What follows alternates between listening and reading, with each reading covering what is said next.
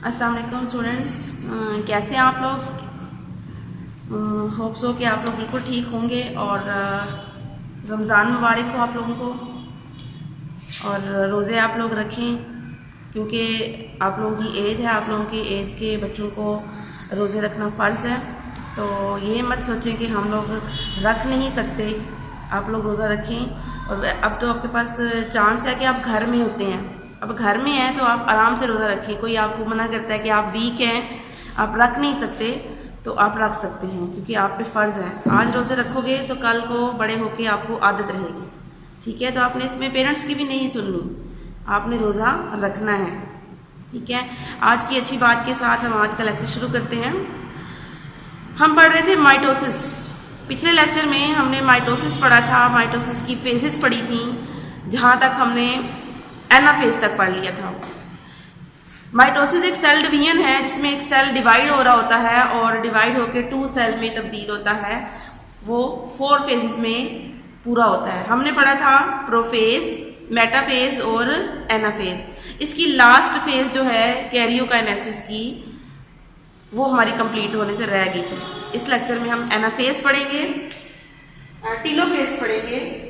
ये देखें, telophase last phase है कैरियोकाइनेसिस की। अगर एक सेल डिवाइड हो रहा है तो उसमें यहाँ पे लास्ट टाइम अगर आपको याद हो तो हम लोग जिस सेल बनाया था और इस सेल में हमने यहाँ पे माइटोटिक अपरेटस बनाया हुआ था, ठीक है। ऐसे सेल सेंटर में अरेंज हुए थे और अरेंज होने के बाद टूट गए थे। क्रोमोसोम ऐसे अरेंज हुए थे, अरेंज होने के बाद टूट गए थे। अब ये टूटे थे तो इस तरह से पिछली फेज में अगर आपने वो लेक्चर लिया है तो उसमें देखिए कि आप लोगों को नजर आएगा कि ये टूट के अलग अलग हो गए हैं, ठीक है। इस तरह से ये अलग अलग हो गए थे। अभी अपने अपने वापस पोल्स की तरफ जा रहे हैं, तो एक वक्त आएगा कि अपने अपने पोल्स पर पहुंच जाएंगे। जब पहुंच जाएंगे तो अब ये जो फेज है ना, ये रिवर्स है प्रोफेज के। प्रोफेज में ये न्यूक्लियस टूट गया था, लेकिन अब ये न्यूक्लियस दोबारा बन जाएगा, ठीक है। न्यूक्लियस बन गया। अब ये जो सेंट्रोमेयर है, ये वाले, ये इस न्यूक्लियस से यहां बन जाएगा ऐसे करके, तो ये सीधे होकर नजर आएंगे हमें, ये बाहर निकल जाएगा, ठीक है। और ये न्यूक्लियोलस जो खराब टूट गया था, ब्रेकडाउन होकर साइटोप्लाज्म में डिसॉल्व हो गया था, अब दोबारा से फॉर्म हो गया है। अब ये क्रोमोसोम हमें, क्योंकि मैंने शो किए हैं, क्योंकि हमारे पास हमने 3 क्रोमोसोम लिए थे। अब देखिए जितने जितने क्रोमोसोम लिए थे उतने ही बन गए हैं। तो अब थोड़ी ही देर बाद ये क्रोमोसोम भी ऐसे थ्रेड लाइक स्ट्रक्चर में कन्वर्ट हो जाएंगे। तो मैंने आपको दिखाने के लिए यहाँ पे बनाया, इसी फेज के अंदर ये दोबारा थ्रेड लाइक स्ट्रक्चर में कन्वर्ट हो जाएंगे। तो ये फेज प्रोफेज के उल्ट है। थोड़ी देर बाद मैं आपको डायग्राम से समझाऊंगी जिससे आपको सारी बात मजीद समझ में आ जाएगी। यहाँ पे आके हमारी न्यूक्लियस की डिवीजन कंप्लीट होगी, यानी हमारे पास एक सेल था, एक सेल से 2 न्यूक्लियस बन चुके हैं, तो ये कैरियोकाइनेसिस कंप्लीट है। जो ही कैरियोकाइनेसिस कंप्लीट होगी तो साइटोकाइनेसिस शुरू हो जाएगी। जो साइटोकाइनेसिस है वो है डिवीजन ऑफ साइटोप्लाज्म। ये साइटोप्लाज्म है ना, ये सारा, ठीक है। अभी आहिस्ता आहिस्ता डिवाइड होना शुरू हो जाएगा, ठीक है। जैसे कि हमारे पास ये सेल है, इस सेल में 2 न्यूक्लियस फॉर्म हो चुके हैं, उस न्यूक्लियस के क्रोमोसोम भी दोबारा डिसअपीयर हो गए हैं। ये न्यूक्लियोलस है, ये मैंने क्या बनाया है, क्रोमैटन, क्योंकि पहले क्रोमोसोम क्रोमैटन की शक्ल के होते हैं, ऐसे होंगे, लेकिन आहिस्ता आहिस्ता अनकॉइल होंगे, फिर थ्रेड की तरह के स्ट्रक्चर में तब्दील हो जाएंगे, ठीक है। अब न्यूक्लियस भी बना हुआ है। अब क्या होगा, यहाँ पे जो सेल मेम्ब्रेन है ये अंदर की तरफ इमेजिनेट होगी और 2 में तब्दील हो जाएगी। अब ये था साइटोप्लाज्म, बराबर बराबर 2 हिस्सों में तकसीम हो गया। तो डिवीजन ऑफ साइटोप्लाज्म, सेल के अंदर एक सेल है, उस सेल का जो साइटोप्लाज्म है उसको डिवाइड जो करते हैं, डिवाइड होने का जो प्रोसेस है वो साइटोकाइनेसिस कहलाता है, ठीक है। ये 2 भी साइट, लेकिन यहाँ पे हम देखेंगे ये जो साइटोकाइनेसिस है एनिमल्स में और प्लांट में डिफरेंस होती है, ठीक है। अब सवाल ये पैदा होता है कि एनिमल और प्लांट्स में डिफरेंस क्यों आता है। एनिमल और प्लांट में डिफरेंस इसलिए है कि आपको अगर सेल याद है तो एनिमल का जो सेल होता है, हम कहते हैं ये एनिमल सेल है। तो एनिमल सेल की दरमियान में न्यूक्लियस होता है और एक सेल मेम्ब्रेन होती है, इसके बाहर कोई सेल वॉल नहीं होती। लेकिन अगर हम प्लांट का सेल देखें तो प्लांट के सेल में लार्ज वैक्यूल होता है, ठीक है, सेंटर में, और न्यूक्लियस साइड पे होता है, और इसके सेल मेम्ब्रेन के बाहर भी एक वॉल होती है, सेल वॉल। इस वजह से इनका जो साइटोप्लाज्म है वो डिफरेंट तरीके से डिवाइड होता है। तो हम देखते हैं कैसे। अगर तो हमारे पास ये सेल किसका है, एनिमल का, तो इसके बाद तो कोई सेल वॉल नहीं है, तो क्या होगा, ये हमारे पास एनिमल सेल है। एनिमल सेल में सबसे पहले क्या होना है, साइटोकाइनेसिस से पहले क्या होना है, कैरियोकाइनेसिस, ये सारे प्रोसेस होने हैं। उसके नतीजे में 2 न्यूक्लियस बन चुके होंगे। जब 2 न्यूक्लियस बन जाएंगे तो ये साइटोप्लाज्म की जो सेल मेम्ब्रेन है ये अंदर की तरफ इन्वेजिनेट करेगी। ये वेट रखना आपको, ये अंदर की तरफ क्या कर रही है, इन्वेजिनेट, यानी ये दीवार है तो ये ऐसे अंदर की तरफ घुसना शुरू हो जाएगी, ठीक है, इन्वेजिनेट, ये अंदर की तरफ इन्वेजिनेट होगी, आहिस्ता आहिस्ता ये इन्वेजिनेट होगी आगे की तरफ, ये आहिस्ता आहिस्ता आगे की तरफ इन्वेजिनेट हो रही है, नजर आ रहा है आपको, ठीक है। फिर और टाइम बढ़ेगा, फिर आहिस्ता आहिस्ता ये ऐसे, और होते होते होते ये इसके साथ आगे जुड़ जाएगी। जब ये जुड़ जाएगी तो यहां से ये ऐसे हो जाएगी। अब देखिए ये इस तरफ और ये इस तरफ, नजर आ रहा है आपको। यहां से ये 2 सेल में डिवाइड हुए। अब ये एक न्यूक्लियस और एक सेल, ये एक सेल और एक न्यूक्लियस, अब 1 से 2 सेल कंप्लीट हो चुकी है। अब ये डिवीजन हुई है, ये एनिमल्स के अंदर हुई है, क्योंकि एनिमल्स के अंदर बाहर वाली जो वॉल है वो सिर्फ सेल मेम्ब्रेन है। लेकिन अगर प्लांट्स की बात करें तो प्लांट्स में हमने कहा कि प्लांट्स के अंदर सेल वॉल भी है बाहर। उसके लिए क्या होगा कि यहाँ पे कुछ गोल्जी ऑपरेटस, सेल के अंदर एक ऑर्गेनेली होती है जिसे हम गोल्जी बॉडीज या गोल्जी ऑपरेटस कहते हैं। उनके जो गोल्जी वेसिकल्स हैं वो थैलियों की तरह के होते हैं, वो यहाँ पे आके अरेंज होना शुरू हो जाएंगे, ठीक है। ये भी मेम्ब्रेन बॉडी है, सेंटर में, सेल के सेंटर में आके जमा होना शुरू हो जाएंगे और एक दूसरे के ऊपर तरतीब से जुड़ जाएंगे। इनकी मेम्ब्रेन आपस में फ्यूज हो जाएंगी, ऐसे देखिए। ये जो प्लेट सी बनी है ना, इसका नाम है सेल प्लेट, ठीक है, इसका नाम क्या है, सेल प्लेट। और ये जो वेसिकल्स आपस में जुड़े हुए हैं इनको हम कहते हैं फ्रेगमोप्लास्ट, फ्रेगमो। अब फ्रेगमोप्लास्ट आपस में फ्यूज हो जाएंगे। ये बने किससे हैं, गोल्जी वेसिकल से, ठीक है, गोल्जी बॉडी से निकले हैं कुछ छोटी छोटी बॉडीज, वो बॉडीज आपस में जुड़ गई हैं तो क्या बना दी है, सेल प्लेट। लेकिन ये एक एक जो है वो क्या कहलाएगा, फ्रेगमोप्लास्ट, ठीक है। अरेंज होकर ये फ्यूज होंगे इस तरह से, ये वाली इधर की वॉल बना देगा, सेल मेम्ब्रेन बना देगा, और ये इधर की सेल मेम्ब्रेन बना देगा, ठीक है। अब इस सेल की देखें, ये भी सेल मेम्ब्रेन है, ये भी सेल मेम्ब्रेन है, ये भी सेल मेम्ब्रेन सारी बन गई। लेकिन अगर हम इस सेल की बात करें, सेल मेम्ब्रेन, सेल वॉल इसकी इस साइड की ये है, इस साइड की ये है, इस साइड की ये है, लेकिन यहाँ की सेल वॉल नहीं बनी, तो यहीं से कुछ खास मटेरियल रिलीज होगा और यहाँ से इसकी सेल वॉल बन जाएगी और इधर से इसकी सेल वॉल बन जाएगी। इस तरह 1 से 2 सेल बन जाएंगे। तो इस तरह पौधों के अंदर भी क्या होगी, साइटोकाइनेसिस, और इस तरह पूरी माइटोसिस कंप्लीट हो जाएगी। तो अक्सर आप पेपर में साइटोकाइनेसिस पे नोट भी आता है और इसमें डिफरेंस भी आता है। ये सिर्फ पूछ देते हैं कि how cytokinesis occur in animal या प्लांट्स, ठीक है। तो यहाँ पे इसका पूरा टॉपिक है, इसको डिटेल से पढ़िएगा, ये वाला, ठीक है। इसमें अलग अलग हेडिंग लगा लें, cytokinesis in plant and animal. आगे मैं अब इसकी डायग्राम जो है वो दिखाती हूँ करके, पूरी माइटोसिस की फेस डायग्राम जो है।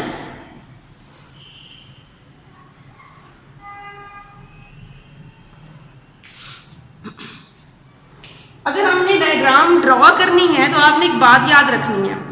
इस बात को आपने ध्यान में कैसे रखना है कि डायग्राम को जो बुक में बनी हुई है ना, काफी डिफिकल्ट है। मैं आपको दिखाती हूँ, ये वाली होता ही है कि अगर हम आपको टेस्ट में, पेपर में वैसे ड्रॉ करें तो बहुत टाइम लगाते हैं ट्रायंगल्स बनाने में। तो बहुत टाइम आप इसी पे लगा देते हैं। आपने ऐसे नहीं करना, जैसे मैं डायग्राम बनाऊंगी वो आप बनाएंगे, ठीक है। आप क्या करें, एक फर्जी लाइन अपनी कॉपी पर पेंसिल से लगा लें, एक सीधा एक फर्जी सी लाइन है ताकि मुझे याद रहे कि गोलाई जो है इसकी जो राउंडनेस है वो मुझे याद रहे, ठीक है। अभी मैंने अपनी फर्जी लाइन लगा ली थी, बाद में साथ साथ मिटाती जाऊंगी। उसके लिए मैं सबसे पहले क्या करूंगी, अगर आपको याद हो, मैं रिवाइज कर रही हूँ ये सारा लेक्चर डायग्राम के थ्रू, ठीक है। आप देखिए हमारे पास था एक सेल, ठीक है। उस सेल के अंदर हमें याद है हमारे पास न्यूक्लियस था, न्यूक्लियोलस था, बाहर क्या था, सेंट्रियोल थे, ठीक है। उसके अंदर क्या था, धागे की शक्ल के क्रोमैटन थे। ये हमारे पास सेल था और यहाँ से अक्रोफेज शुरू होनी है। इससे पहले क्या हुई थी हमारे पास ये सेल अब इंटरफेज में है। क्यों इंटरफेज में है, ये तैयार हो रहा है डिवीजन के लिए।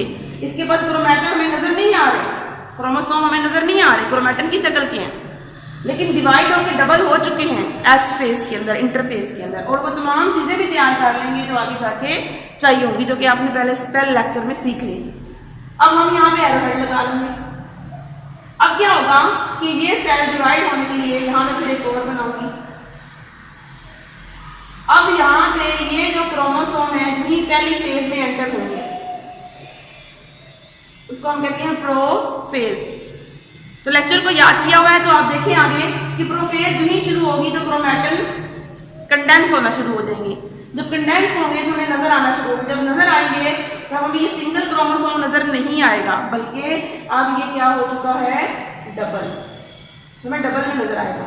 3 हमने शुरू में फर्ज किए थे कि हम 3 ले लेते हैं, तो अभी हमें इस तरह से नजर आ रहे हैं 6 जुड़े हुए, ठीक है। हर क्रोमोसोम देखें, ये क्रोमोसोम था, ये डबल हो गया, ये हर एक क्रोमोसोम यहाँ पे सेंट्रोमेयर के पॉइंट पर जुड़ा हुआ है, ठीक हो गया।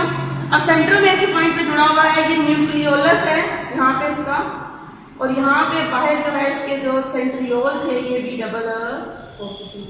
और ये पता है इसके अंदर से क्या निकल रहे हैं, फाइबर, और कुछ फाइबर यहाँ पे लंबे भी हो रहे हैं, ठीक है। ये क्या था, प्रोफेज का स्टार्ट, इसे हम नाम दे देंगे अर्ली प्रोफेज। इन प्रोफेज अगर शुरू के वापस वीडियो हम लोग इसको डायग्राम्स के थ्रो शो कर रहे हैं ना, तो हम इससे पहले अर्ली प्रोफेज, अब इसके बाद मैं थोड़ा सा और बनाऊंगी, वो होगा प्रोफेज ही, ठीक है। होगा क्या, वो प्रोफेज ही, लेकिन हम उसे एंड प्रोफेज का नाम दे देंगे। क्या दे देंगे, यानी यहाँ पे अब प्रोफेज कंप्लीट हो गई। उससे पहले देखें हमारे पास क्रोमोसोम्स थे, उसके सेंटर में सेंट्रोमेयर था। अब हमें ये विजिबल हो गए हैं, नजर आना शुरू हो गया, न्यूक्लियोलस मौजूद है। अब ये सेंट्रियोल जो बना रही है, ये माइटोटिक अपरेटस कंप्लीट हो रहा है। ये बनाया था ना हमने, ये माइटोटिक अपरेटस कंप्लीट हो रहा है। यहाँ पे हमारे पास क्या है, न्यूक्लियस भी मौजूद है, ठीक है। लेकिन जब प्रोफेज का एंड होने वाला होगा तो यहाँ से न्यूक्लियस टूटना शुरू हो जाएगा। टूटते टूटते जब यहाँ पहुंचेगा तो हम कहेंगे कि न्यूक्लियस एंड पे टूट गया है, टूट के सारे इस एरिया में स्कैटर कर गया, ठीक है। जब इस सारे एरिया में स्कैटर करेगा तो ये हमारे पास स्पिंडल फाइबर नजर आ रहे हैं। इसको हमने क्या कहा था, माइटोटिक स्पिंडल, ठीक है। अब ये क्रोमोसोम जो थे हमारे पास ये वाले, ये अब जाहिर बात है जब कोई चीज टूट जाती है तो ये स्कैटर हो गए, इधर उधर अपनी मर्जी से पूरे सेल में बिखर गए हैं, ठीक है। इसी दौरान ये जो न्यूक्लियोलस है ये भी ब्रेक डाउन हो चुका है। अब ब्रेक डाउन होके ये भी इसके अंदर ही कहीं डिसॉल्व हो गया। ये सेंट्रियोल थे, इसके अंदर से ये फाइबर्स निकल रहे थे ये वाले, ठीक है। अब ये फाइबर क्या है, माइटोटिक अपरेटस कंप्लीट है, सेंट्रियोल डबल हो गए, माइटोटिक अपरेटस बना दिया, क्रोमोसोम बिखर गए, न्यूक्लियस टूट के गायब हो गया, डिसअपीयर हो गया, न्यूक्लियोलस भी डिसअपीयर हो गया। ये था हमारे पास प्रोफेज का एंड। अब ये मैंने स्केच बनाया था कि मेरी एक गोल डायग्राम आए, ठीक है। उसके लिए मैं इसके ऊपर फिर क्या लगाऊंगी, एरो।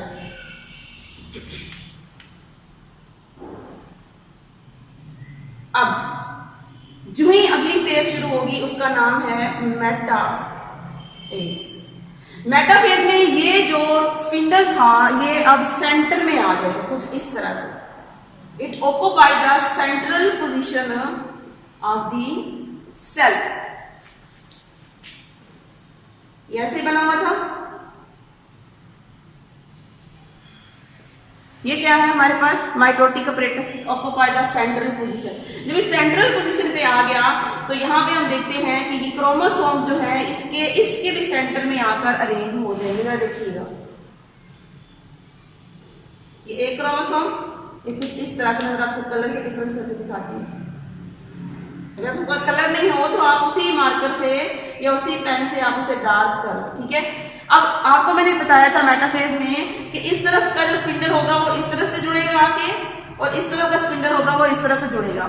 अगला वाला देख लेते हैं।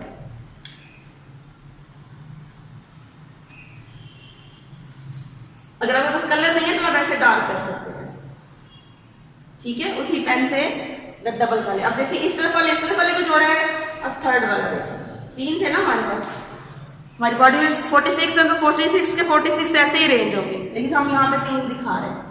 ये देखिए अब ये दरमियान में सेंटर में से हमने क्या नाम दिया था, मेटा फेज प्लेट या एक्वाटोरियल प्लेट, ठीक है। अब इस सेंटर में जब अरेंज हो जाएंगे, जो ही अरेंज होंगे तो हम कहेंगे ये क्या है, हमारे पास मेटाफेज कंप्लीट हो गई है, ठीक है। अब यहाँ पे बात याद रखिएगा, ये वाले जो फाइबर्स हैं ये जो आपस में जुड़े हुए हैं या इन्होंने क्रोमोसोम को नहीं जोड़ा, ये नॉन काइनेटोकोर थे। क्या थे? Non kinetochore fibre, spindle fibre. लेकिन ये वाले, ये जिसको मैंने रेड बनाया है, ये क्या थे? क्योंकि ये जो अगर क्रोमोसोम है हमारे पास, ये वाला,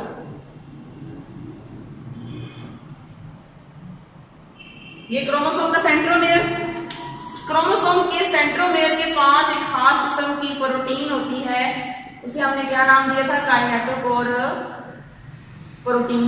अब ये काइनेटोकोर प्रोटीन है, इसने इस तरफ, ये काइनेटोकोर प्रोटीन यहां मौजूद है, इस तरफ से एक फाइबर आएगा और इस तरफ से एक फाइबर आएगा। जो फाइबर यहां पे आके क्रोमोसोम का ये वाला जुड़ रहा है, इसका नाम है काइनेटोकोर स्पिंडल फाइबर। ये वाला जो है क्या कहलाएगा? काइनेटोकोर स्पिंडल फाइबर, ठीक है। अब यहां पे ये हमारी मेटाफेज कंप्लीट होगी। अगली फेज हमारे पास आ जाती है एनाफेज।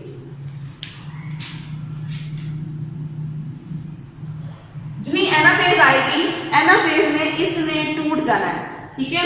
कैसे टूटना है? ये स्पिंडल फाइबर, ये टूटेगी तो ये जो सेंट्रोमेयर है ना, ये ऐसे जुड़ा हुआ है, ये इस तरह, ये दो हैं।